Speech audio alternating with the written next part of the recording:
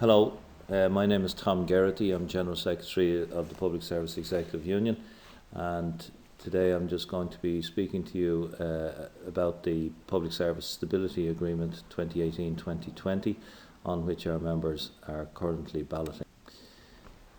The main terms of the Public Service Stability Agreement are the pay increases over the period of the 1st of January 2018 to the 31st of December 2020, and reductions in the public service pension levy.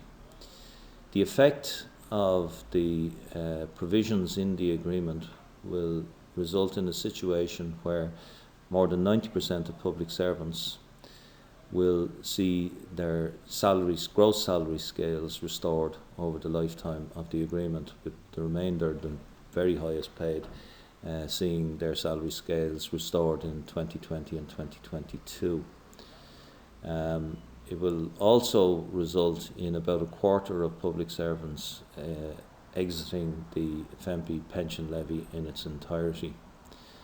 And more than 73% of public servants will gain over 7% in income terms by 2020. The exact provisions of the agreement are as follows. From the 1st of January 2018, there will be a pay restoration of 1%, followed on the 1st of October 2018 by a further pay restoration of 1%. On the 1st of January 2019, the pension levy threshold, that is the point at which people start to pay the pension levy, will be increased from 28,750 to 32,000.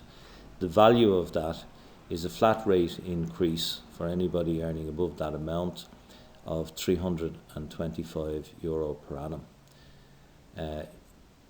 Taking account of the fact that there are people who are earning below the threshold, and who couldn't obviously therefore benefit by an increase in the threshold, there will be a 1% pay increase for those people earning less than 30,000 on that same date. That's the 1st of January 2019.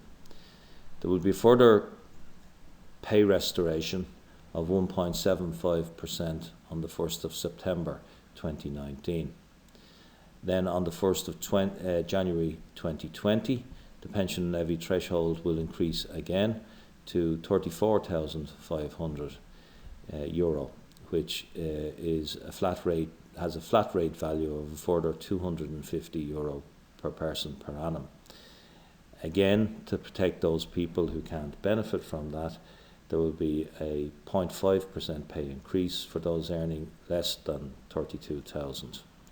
And then the final payment under the terms of the proposed agreement will be a 2% pay increase from the 1st of October 2020. There is a table available on your screen which shows the value of the various increases that I have described in different pay ranges.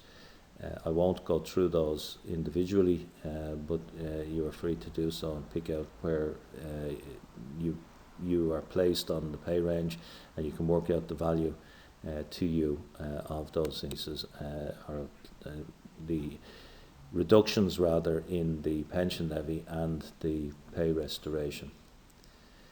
One of the questions that people ask is the background to the situation in which we found ourselves in respect of pensions, and it won't come as any surprise to public servants that there are considerable threats to their pension provision, not least because there has been a pattern across other jurisdictions of interfering with the benefits that public servants enjoy under their pension arrangements. In the case of the United Kingdom, for instance, there was a series of impositions on public servants which saw existing public servants being subject to career averaging for their future service. There was the imposition of higher contribution rates and considerably later retirement. The Public Services Committee of the ICTU set ourselves the objective going into this process to protect the benefits that people enjoy under the superannuation arrangements. We were helped by the fact that the Public Service Pay Commission had actually highlighted the means by which this might be done, and they had recommended that the best way to do so was to increase the contributions that public servants paid towards their pension. Public servants currently pay about 1.2 billion per annum towards the cost of the Public Service Pension Bill. The Public Service Pension Bill is currently 3.3 billion per annum, but that, as you are probably aware, is projected to rise considerably up to 5 billion in the next 10 years. The 1.2 billion that public servants pay it consists of 500 million in direct pension and pension-related contributions. That's the 6.5% that most public servants pay towards their pension, and a further 720 million, which was paid in and is being paid in by means of the pension levy. Although, as we all know, the pension levy really has nothing whatsoever to do with pensions as such. Our task was to protect pensions as best we could and to try and reduce somewhat the level of pension contribution, while being conscious of the Pay Commission's recommendation that the best way to protect benefits was to increase contributions. So, what is contained in the proposed agreement is a proposition for an additional superannuation contribution, which would replace the current pension levy. This additional superannuation contribution, unlike the pension levy, would actually be related to pension and pensionable pay, as a consequence of which it would be removed from non-pensionable remuneration from the 1st of January 2019.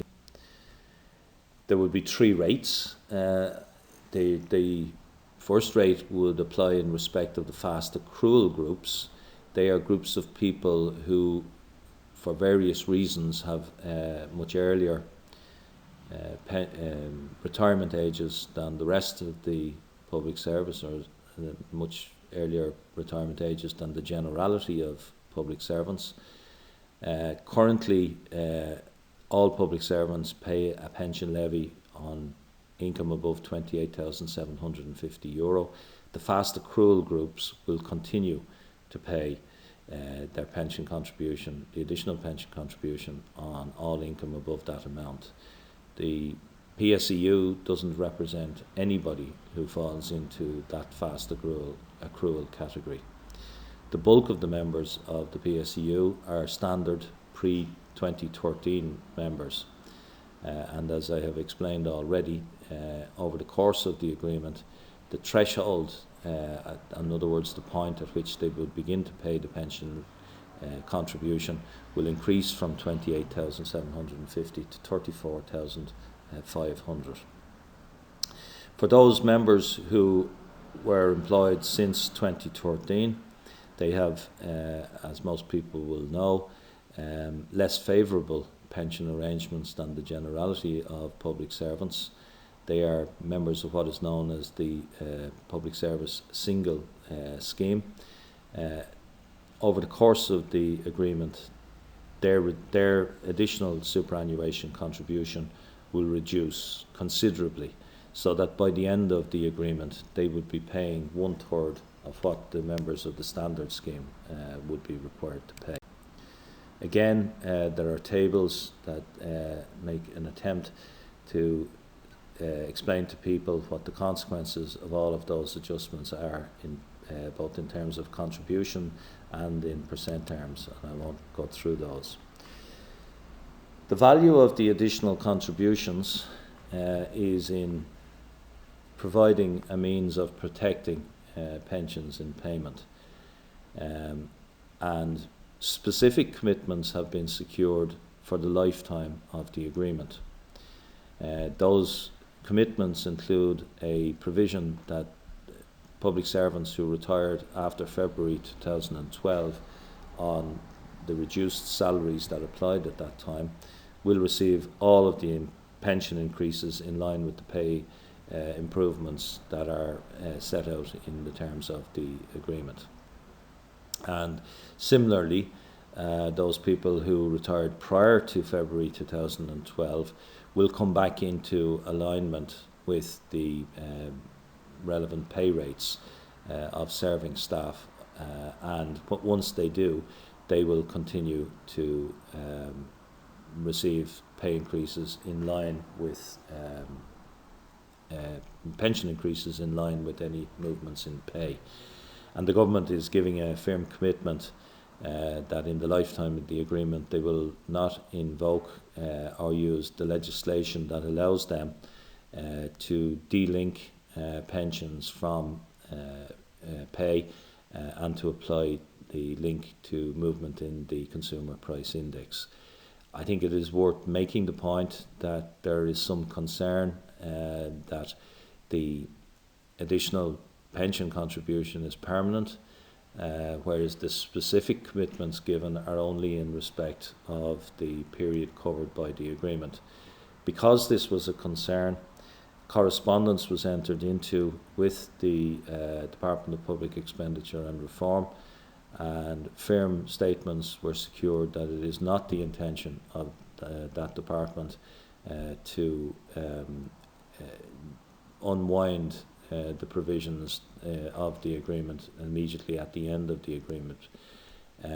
Obviously, no government is going to give absolute commitments in respect of the intentions of a future government, but there was a clear statement on the part of the department that it is not their policy to simply increase the contributions and thereafter, once the agreement is over, to begin to attack the benefits. An issue that has arisen for people who are in a pension scheme that is integrated with the old age, state old age pension, in other words, people employed after April 1995, is that the state old age pension is rising, whereas the occupational pension retirement age has remained static. An obvious solution to that would be to facilitate people to remain on until they qualified for the state old age pension. That is obviously somewhat problematic. It's extremely complex, but there is a review to take place, and the unions representing staff have made it very, very clear that we need a resolution to that problem. All agreements contain good and not so good elements, and there's no doubting and no point in sugarcoating that there is an element of disappointment on the part of the unions in relation to working time.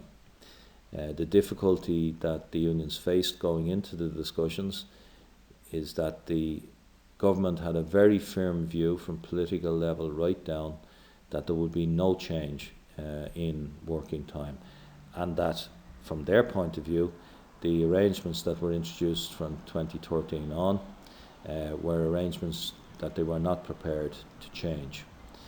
Against that background, the unions sought to find some means to alleviate the difficulty that this issue is causing, and we made two arrangements that are set out in the agreement, assuming the agreement is adopted. Firstly, public servants will have an option, both at the beginning and then again at the end of the agreement, to revert permanently to the pre-Haddington Road hours, that's the pre-2013 hours of work. If they take that option, their pay will be reduced commensurately. It is in effect a form of work sharing, and naturally the employer has and indeed had a concern that this could have major service delivery implications, and as a consequence of which they have said that this is subject to service delivery and business needs. to be honest, it isn't really envisaged that that would be a significant problem.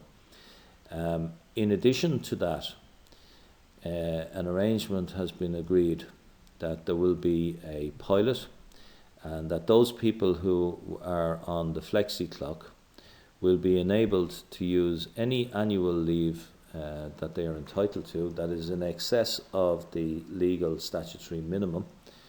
They may use it on the flexi clock to allow them to reduce their working hours. A simple way to explain that is, if a working day is 7.5 hours, somebody chooses to give up an annual leave day, they could, for instance, on 15 separate occasions, work half an hour less on the clock, and indeed work the pre-2013 hours by working half an hour less by giving up a day's annual leave. And they can give up as many days annual leave as they wish, subject only to not going below the statutory minimum entitlement, because the law provides that you must take the statutory minimum in blocks of at least half a day.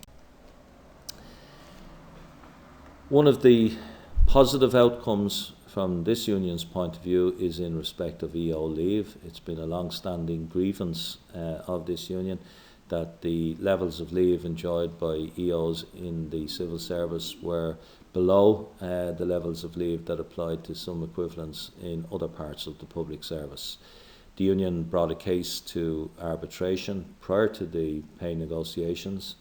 The arbitration board found that the claim had validity. However, they suggested that the matter needed to be resolved in the pay discussions. The good news is that the discussions did result in a resolution of the issue, and assuming that the agreement is adopted, the provision is that executive officers with 12 years service will receive an additional day of annual leave, and there will be a second additional day after 14 years service.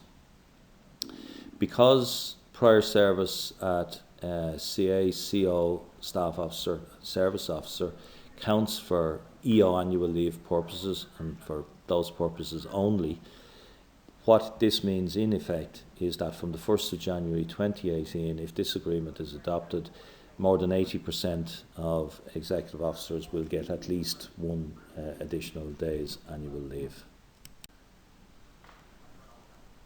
A big issue in the discussions was the question of recruitment and retention. Most unions have identified the difficulty in recruiting people into the grades that they represent, and indeed the difficulties in retaining them because of as a consequence of what has happened over the last few years. A process to examine any such difficulties where unions wish to make submissions has been provided for in the agreement and will be overseen by the Public Service Pay Commission. This process will be completed by the end of 2018, after which any outcome will fall to be considered by the parties. The agreement contains a number of provisions in respect of work-life balance. The provisions are by and large an attempt to replicate in other parts of the public service the arrangements that apply within the civil service, but a matter of some significance to us is that disputes over the application of work-life balance policies will now be capable of being referred to third parties.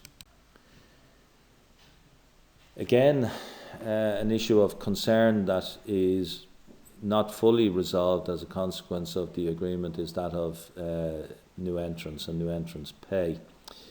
The background to this was that the then Minister for Finance in 2010 imposed a 10% cut in pay at all points of the scale for anybody who was recruited after January 2011. That was partially resolved in the Haddington Road discussions in 2013, in that it was agreed that all of the people concerned would be enabled to proceed to the same maxima as their pre-existing colleagues. However, that was achieved by the addition of 2 incremental points at the bottom of the relevant scales. A consequence of this is that it takes the people concerned 2 years longer to reach the maxima. A major effort was made by the unions to try and resolve this in the pay discussions, and the means of resolving it has been identified. The problem, however, was that the significant cost involved at over 200 million, and there was simply the other side were simply unwilling, or as they would say, unable to put that sort of money into the resolution of the issue at this time. However, it was agreed that a process would be undertaken within 12 months of the commencement of the agreement, and that it would look at this question, try and identify how exactly to resolve it, and that the parties would then discuss the outcome in terms of its implementing. There are provisions in the agreement regarding outstanding adjudications. The good news is that the Public Service Executive Union doesn't have any outstanding adjudications, but it's probably no harm to refer to this, because there are a lot of people out there who have third-party recommendations from the Labour Court or from arbitration boards, some of which go back a considerable number of years and which have not been implemented. Again, a process is identified to see if it will be possible to resolve these. Thankfully, from the PSU point of view, there are none that affect us directly. There was a lot of discussion in the course of the negotiations regarding the wish of the employer to loosen the constraints on them under existing agreements to outsource activities. There's a whole process set out in previous agreements regarding outsourcing and what can and cannot be done, and indeed, if the employer wishes to outsource an activity, what is required of the employer before that issue can even be considered. The employer has found those constraints has caused some difficulty for them, but the unions were insistent that those constraints should remain. And the original management proposals to remove all of these restrictions was rejected by the unions categorically, and was ultimately taken off the table by the employer. The agreement will provide, as the previous agreements has done, for dispute resolution and oversight arrangements. This would be in addition to any of the existing third-party arrangements. While the agreement provides that the issues covered by the agreement won't be revisited over the agreement, no agreement is ever written in tablets of stone in that way. Both parties obviously always reserve the right, if circumstances change, to revisit some of the issues. We know from the last 2 agreements that neither of them ran their course, because the unions insisted that circumstances had improved and that there was a need to renegotiate in light of that improvement. The same arrangement will apply on this occasion. The employer obviously has a caveat saying if things get worse, they would come back and discuss this with the unions, and likewise the unions have said if things get better, as indeed they have been doing consistently over the past few years, well then we would reserve also the right to